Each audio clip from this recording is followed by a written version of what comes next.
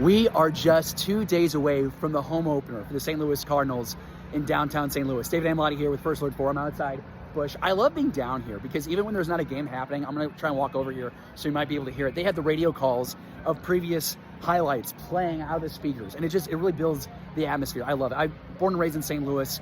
I grew up loving the Cardinals. I still love the Cardinals, and so it's always just really fun to be here right before opening day when you just have tens of thousands of fans down here. And I'm working on a story about how the Cardinals and sports in general shapes St. Louis's image. And if you think about it, St. Louis's story is one of constant change, right? The city itself starts as a fur trading post, and then we were leading in car manufacturing, second to Detroit. We helped kickstart the nation's space program. And in recent years, we've talked a lot about tech and innovation happening here in St. Louis. But the one constant through all of that is sports. And a lot of that has to do with the St. Louis Cardinals.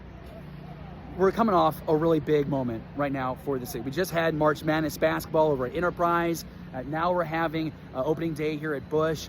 And how St. Louis attracts these major sporting events impacts you, whether you live in the downtown area or across the river in the Metro East, or you live out in the county or out in like O'Fallon, Missouri. I mean, this impacts you. And so tonight on Forward, we're talking about how moments like these shape St. Louis's image.